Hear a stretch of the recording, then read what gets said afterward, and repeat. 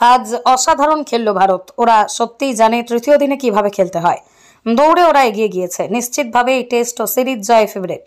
নিজের এক্স অ্যাকাউন্টে এই পোস্ট করলেন ভারত ও ভারতীয় ক্রিকেট কট্টর সমালোচক মাইকেল ভন। প্রাক্তন ইংরেজ অধিনায়কের এই পোস্ট করা ছাড়া আর কী বা বলার থাকতে পারে, কারণ রাঁচি টেস্টের তৃতীয় দিনের শেষে ভারত পুরোপুরি চালকের আসনে।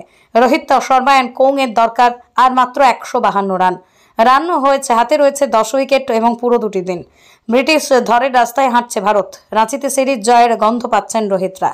রাঁচির জেএসসি ইন্টারন্যাশনাল স্টেডিয়ামে চলছে ভারত ইংল্যান্ড চতুর্থ টেস্ট। সিরিজে ভারত ইতিমধ্যে এগিয়ে 2-1 ব্যবধানে।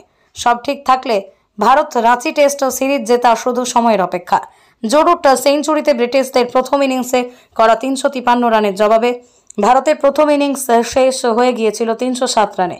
ইংল্যান্ড যে মাত্র 46 রানে লিড নিতে পেরেছেন তার সিংহভাগ কৃতিত্ব প্রাপ্যই ধ্রুব জুড়েলে। রাজকোট ছিল ধ্রুবের জীবনের প্রথম টেস্ট। সরফরাজ খানের সঙ্গে তার টেস্ট অভিষেক হয়। ইংল্যান্ড 46 রানে এগিয়ে দ্বিতীয় ইনিংসে তোলে মাত্র 145 রান। সৌজন্যে রবিচন্দ্রন অশ্বিন ও কুলদীপ যাদবের স্পিনের জোড়া ফলা। অশ্বিন একাই 5 উইকেট তুলে ইংরেজদের ব্যাটিং লাইন আপ ধসিয়ে দেয়। 4 উইকেটে তুলে নেন কুলদীপ যাদব। দুইয়ে মিলিয়ে পকেটে পুড়ে ফেলেন 9 উইকেট। 5 দিনের খেলা 4 দিনে গুটিয়ে দিয়েছিল। 5 দিনের খেলা 4 দিনে গুটিয়ে দেয় রোহিতদের টিম ইন্ডিয়া।